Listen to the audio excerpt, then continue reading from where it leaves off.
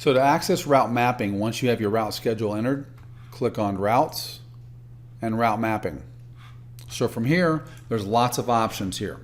You can specify one route.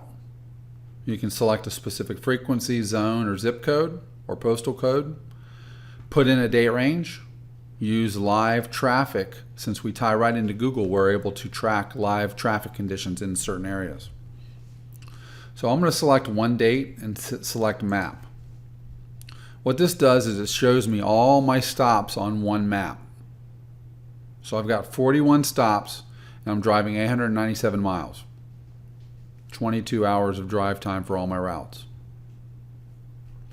From here you can notice that the routes are in different colors. This is very powerful because you can see, for instance, where my routes are crossing.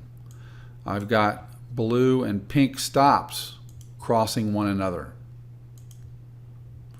So when you display all your stops on a map, there's lots of advantages to this. One of which is you can use the Google drawing tool to group stops together. If you look up north of our office, I've got a pink stop, red stop, and blue stop all together. I can use this drawing tool on the map, and I can draw a box around these stops.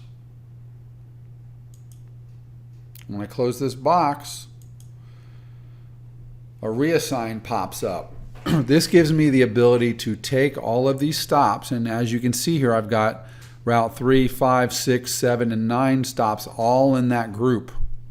So that means those trucks are crossing one another all on the same day. So that's not very efficient. So I can take these stops and put them on one specific day.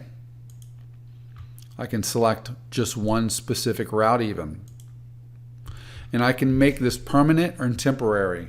We recommend that you make them temporary in the beginning just because you're learning the system. If you make it permanent, it will readjust your route schedule accordingly. If you want to reset your route, all you need to do is press Start Over. This resets to a clear map, and now I can select criteria again. Maybe I just want to do one route. So I'm going to select Route 9 and map it. So here's all my stops for Route 9. I've got 4 stops, 88.95 miles. This is pretty much an out and back route. I can press Optimize and it'll see if I can do anything any better than that. Well, in this case I can't, based on the current conditions in Orlando. So if I want to start over, press Start Over.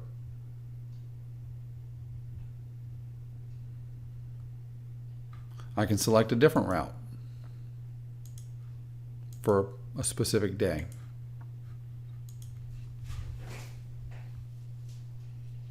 Press Optimize,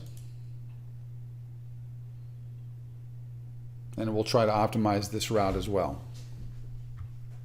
In this case, I've got one really far stop out here that I've added. So now it recomputes the route and increases my drive time based on current conditions. If I scroll down, I can see my original stop order and my new stop order. I can choose to accept that or change it by just changing the number.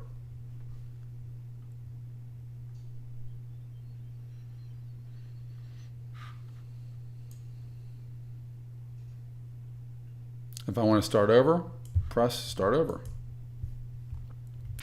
Now let's say you get a new stop and you don't know what route to put them on. If I go to Routes, I can click on Map New Stop.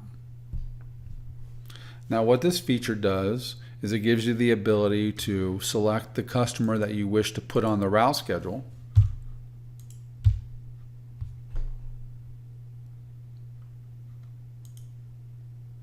And you press Get Distance. This will look at your route schedule and recommend the most efficient day, stop, and route to put them on. Now this takes a second depending on how big your route schedule is because you may have a lot of stops on here. So as you can see here, this gives you some options. This shows you the route assigned to the stop, frequency, date, and the customer. And also the distance from that stop. So as you can see here, I've got on 12/29, this particular customer's on the route schedule. So obviously I want to skip them. This is just an example. But I can see how far away with the appropriate frequency I am from a particular stop.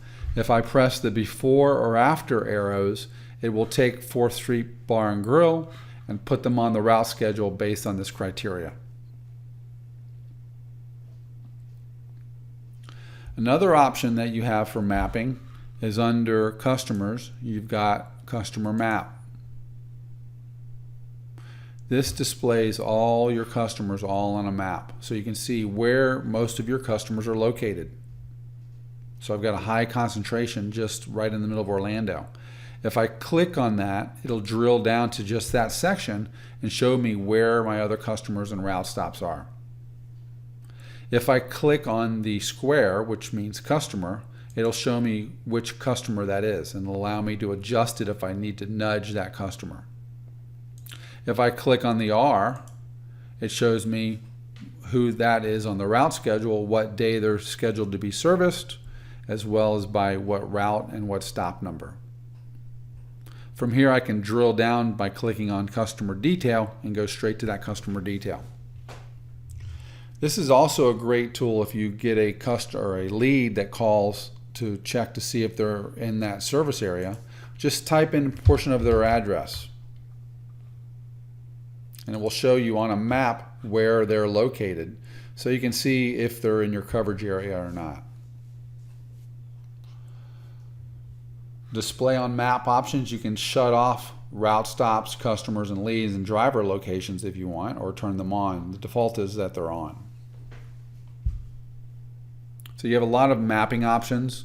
We've got classes specifically on mapping, but during the setup process, you're going to want to put your route schedule in as you run it right now, and then slowly and methodically reroute for optimization purposes. But we recommend that you do it slowly and methodically, and reach out to us if you have any questions, because it does reorganize your routes. Your drivers will have new stops on their schedule that they may not be used to, things like that.